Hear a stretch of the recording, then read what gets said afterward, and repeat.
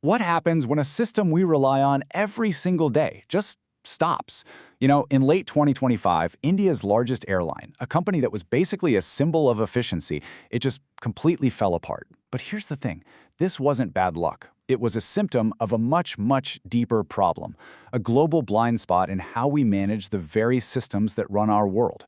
And it all kicked off with a single staggering number: 1,000. On just one day in December 2025, that's how many flights were canceled by Indigo.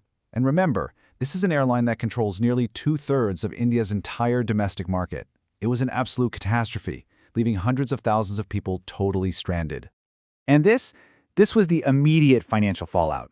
We're talking 827 crore rupees. That's about 98 million US dollars, just in refund liability. This wasn't some minor inconvenience. It was a full-blown economic disruption, all triggered by one company's system just imploding. So how on earth did this happen? How does an airline that built its entire reputation on being on time suddenly grind to a complete halt? Well, to figure that out, we've got to look at the anatomy of the Indigo meltdown.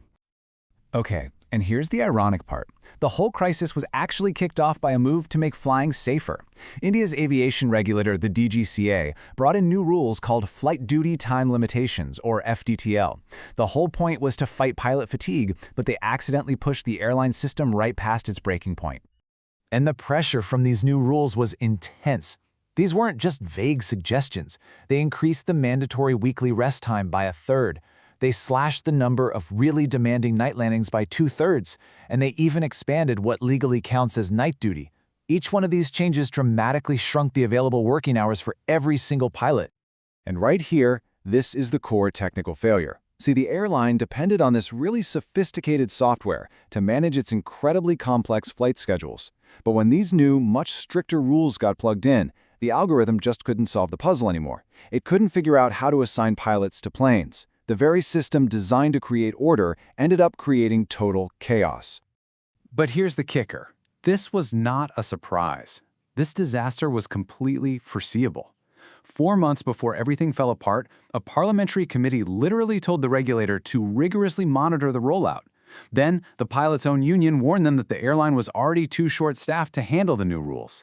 And both warnings, they were completely ignored. And this brings us to the real heart of the matter. The Indigo fiasco wasn't just an airline's failure, it was a regulator's failure. And it exposes this critical and often disastrous difference between two ideas: compliance and governance. So let's break that down. First up, regulatory compliance. You can basically think of this as a box-ticking exercise. It's all about filling out the right forms, meeting deadlines, and making sure the paper trail looks good. The whole mindset is passive. It just assumes that if the paperwork is right, then everything in the real world must be fine too. Active governance, on the other hand, is the complete opposite. It's proactive. It doesn't just trust, it verifies. It isn't about the paperwork, it's about what's actually happening on the ground. It's about stress testing systems and doing surprise checks to find the breaking points before they turn into a full-blown crisis. This chart just makes the divide perfectly clear. On one side, you have compliance, focused on paperwork, assuming everything's okay, and looking backward with a checklist. And on the other, you have governance, focused on reality, verifying claims, and looking forward with a stress test. The Indian regulator was totally stuck on the left side of this chart, and the result was chaos. Now you might be thinking, okay, this is just one story about one airline in one country. But it's not. This failure to move from just compliance to real governance is a global pattern, and honestly, it's had far, far deadlier consequences in other places. I mean, just think about the Boeing 737 MAX. The US regulator, the FAA, basically let Boeing certify its own flawed flight control software. They just accepted Boeing's paperwork. They didn't independently check it. And the result? 346 people died. Or look at the Grenfell Tower fire in London. Regulators there accepted what they called desktop studies, basically just arguments on paper, saying that flammable cladding was safe.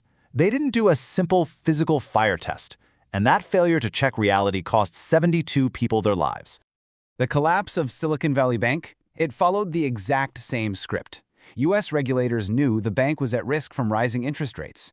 They saw the problem on paper, but they failed to actually force a solution. They didn't enforce governance, and that led to the second largest bank failure in U.S. history. And of course, who could forget VW's Dieselgate?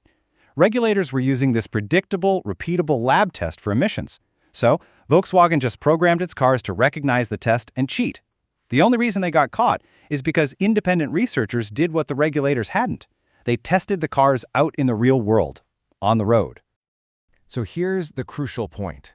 When you line up all these disasters, the pattern is just undeniable. In every single one of these cases, the system failed because the people in charge accepted compliance paperwork instead of doing a real-world check. And as you can see, the consequences were absolutely catastrophic. Okay, so that's the problem. It's a big one. But what does the solution, what does real, active governance actually look like when it's working?